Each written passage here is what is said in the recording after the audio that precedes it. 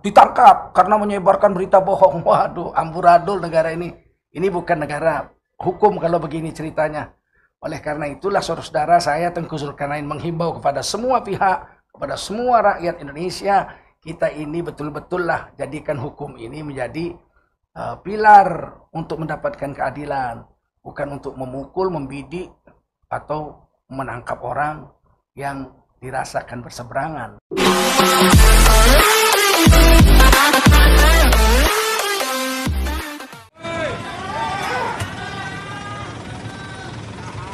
Ya. Habib Rizik siap keluar ya. Takbir! Takbir! Takbir! Takbir! Allahu Akbar! Allahu Akbar! Takbir! Jangan diborgol, jangan diborgol. Allahu Akbar! Allahu Akbar! Allahu Akbar! Jangan diborgol ini sini. La ilaha illallah.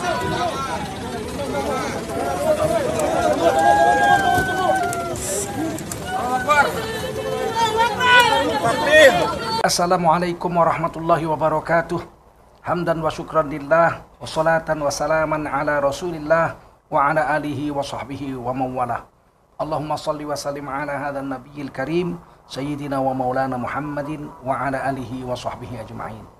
Amma ba'du, kaum muslimin muslimat dimanapun anda berada, saudara-saudaraku sebangsa dan setanah air.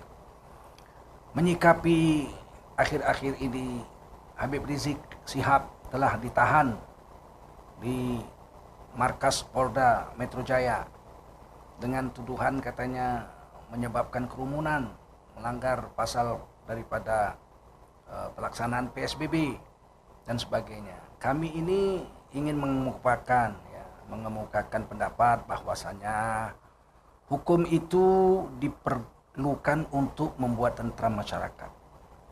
Hukum itu mendidik, bukan membidik orang yang dianggap musuh atau lawan politik. Hukum itu harus sama, matanya kepada siapapun. Tindakannya harus sama dalam kasus yang sama. Tidak boleh dalam kasus yang sama, berbeda tempat, tindakannya berbeda. Ini namanya hukum yang tidak adil. Saya ingin ceritakan bahwa satu hari, seorang putri kepala suku Bani Makhzum mencuri, namanya Fatimah. Mencuri tertangkap. Kemudian diadili, ada bukti, ada saksi. Sebab kalau bukti saksi tidak ada, pengadilan itu disebut pengadilan yang zalim. Al-hukmu qabla al-bayan zulmun. Hukum yang dilaksanakan tanpa saksi dan bukti-bukti, maka hukum itu adalah sebuah kezaliman. Ini perempuan, Fatimah ini, mencuri dan tertangkap.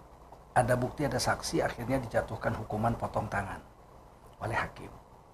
Apa yang terjadi? Kepala suku Bani Makhzum merasa malu kalau anaknya cacat seumur hidup, kemana-mana ketahuan mantan maling. Maka kemudian diadakanlah lobby. Dari dulu lobby itu sudah ada. Ya. Didatangkanlah mulobiyun, orang-orang yang untuk melobi. Apa yang bisa melobi Rasulullah SAW? Mereka bermusyawarah, akhirnya cucu kesayangan Rasulullah SAW dari anak angkat beliau Zaid bin Harithah, yaitu Usamah bin Zaid bin Harithah radhiyallahu anhu, diminta untuk menjadi mulobi, ya, orang yang melobi pada Rasulullah SAW. Beberapa kali bolak-balik di depan rumah Rasul ini, Usamah bin Zaid radhiyallahu anhu. Akhirnya Rasulullah memanggil cucunya ini, wahai Usamah, mari masuk, ada apa? Nah, kemudian Sayyidina Usamah bin Zaid radhiyallahu anhu, cucu angkat Nabi yang disayangi ini, masuk ke dalam rumah Nabi, kemudian menceritakan apa yang menjadi misi yang diembannya. Beliau mengatakan, wahai Rasulullah Sallallahu Alaihi Wasallam, ini yang mencuri ini Fatimah, anak kepala suku, maka beliau ini malu kalau tangannya dipotong, cacat seumur hidup, semua orang akan tahu sampai mati dia bahwa ini adalah mantan maling, sedangkan dia anak orang terhormat, orang kaya. Bagaimana kalau kira-kira diubah hukumnya? Hukumannya diubah menjadi hukum denda saja. Kalau denda dia bisa bayar 2 kali lipat dari barang yang dicuri, bahkan 10 kali lipat pun dari barang yang dicuri bapaknya, kepala suku ini bersedia membayar asal anaknya bebas dari hukuman potong tangan. Nah, jadi ada lobby di sini. Tolonglah ya Rasul, diterimalah perubahan hukum menjadi hukum denda saja. Merah wajah Rasulullah SAW mendengar ini. Kemudian keluarlah sabdaan Rasulullah SAW yang sangat masyhur. Baginda Rasulullah bersabda, "Lau syarakat Fatimah laqata'tu yadaha." Andai kata Fatimah binti Muhammad, Rasulullah SAW mencuri, dia akan dijatuhi hukuman potong tangan dan pasti aku sendiri yang akan jadi algojo untuk memotong tangannya.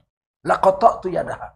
Aku sendiri pasti akan memotong tangan anakku, putriku kesayanganku kalau memang dia mencuri. Ada bukti, ada saksi. Rasulullah tidak bergeming dalam hukum. Makanya Rasulullah ini berwibawa. Tidak ada satu orang pun bisa melihat kelemahan Rasulullah dalam segi ini. Nah, ini yang perlu kita pahami dengan hukum. Kalau penegak hukum di Indonesia mau berwibawa, dicatat dalam sejarah, ya jangan bermata tajam ke bawah tumpul ke atas. Sama lawan tajam, sama kawan tidak. Berapa banyak kerumunan yang ada di Indonesia yang ternyata orangnya tidak ditangkap penjara. Mantan Kapolsek Kembangan menikah, pesta besar-besaran, tidak dipenjara, nggak ditahan di kantor polisi. Padahal harusnya seorang anggota polisi yang berpangkat Kapolsek itu harus memberikan contoh, teladan pelaksanaan hukum. Mereka ternyata tidak menahan Kapolsek ini. Seperti mana menahan Habib Rizik dengan kerumunan yang sama, yaitu menikahkan anak. Bahkan yang Kapolsek ini, saya dengar beredar berita di mana-mana, menikahkan dirinya. Pesta besar, cuma dicopot dari jabatannya, sekarang tidak ada kabarnya, dan pasti tidak ditangkap. Tidak ditahan sebagaimana Habib Rizik ditahan. Juga ada kerumunan di Solo. Oh, itu kerumunan urusan Bawaslu, karena belum terjadi pelaksanaan pemilu. Setelah pemilu, syukuran rame-rame ada videonya di mana-mana beredar. Toh nggak dipanggil, nggak ditahan juga. Oh, itu urusan Bawaslu. Nah, ini kan urusan Pemda. Kalau ada orang melanggar protokol kesehatan, Pemda yang urus. Hukum denda. Saya pikir bukan polisi yang urus, tangkap, pidananya dicari. Kalaupun memang betul polisi berhak memberikan hukum pidananya, maka ya yang sana ditahan, yang sini harus ditahan. Sehingga masyarakat melihat keadilan mata hukum itu sama kepada semua pihak. Baik kepada pihak lawan, yang dianggap lawan, atau pihak yang dianggap kawan. Ini pihak dianggap kawan dan lawan inilah yang kadang-kadang membuat hukum itu menjadi pincang sebelah. Dan itu tidak baik bagi pendidikan anak bangsa, terutama dalam catatan sejarah hukum di negara kesatuan Republik Indonesia ini ke depan. Nanti akan ada sarjana-sarjana hukum ketika membuat tesisnya, dia akan selidiki masalah ini dan ini menjadi cacat permanen sampai hari kiamat. Alangkah malunya orang-orang yang terlibat dalam perkara ketidakadilan ini, dan anak-anaknya akan malu. Ya, kenapa? Karena bapaknya ada terlibat dalam urusan ini. Ini terus berlanjut. Saya ingin mengetuk saja, bukan ingin membongkar apa-apa aib, bukan. Saya ingin mengetuk hati nurani kita semua agar mentaati hukum dan agar kita seimbang dalam pelaksanaan hukum ini, karena seluruhnya manusia memantau, bahkan mata internasional memantau, rakyat Indonesia memantau. Allah dan Rasulnya nanti di hari kiamat juga akan melihat pengadilan yang maha adil pada mahsyar tentang perkara ini. Kepada saudara-saudaraku anggota Front Pembela Islam, sabar, buat gerakan kepada Allah, ketuk pintu langit, sholat hajat setiap malam, baca Yasin 41, kita doa kepada Allah, minta kekuatan, bantuan dari Allah SWT. Sesungguhnya tidak ada yang lebih kuat dari Allah SWT. Innallaha ala kulli syai'in qadir. Allah Maha Kuasa atas segala sesuatu. Kemana kita mau mengadu pada zaman seperti ini? Kepada Allah SWT. Saya Tengku Zulkarnain merasa sangat prihatin atas kejadian ini. Bukan melawan hukum. Sama sekali tidak ada keinginan kita untuk melawan hukum. Justru Habib Rizik Syihab datang ke kantor polisi, memenuhi panggilan polisi, itu taat hukum. Pengacaranya boleh melakukan pembelaan. Kalau akan dia ditempuh jalur pra-peradilan, itu hak pribadi daripada Habib Rizik Syihab yang tidak boleh bully di medsos atau di media-media yang anti dengan sosok imam besar Front Pembela Islam. Saudara-saudara yang mulia, saya ingin juga menanggapi tentang orang yang menyaksikan senjata milik laskar.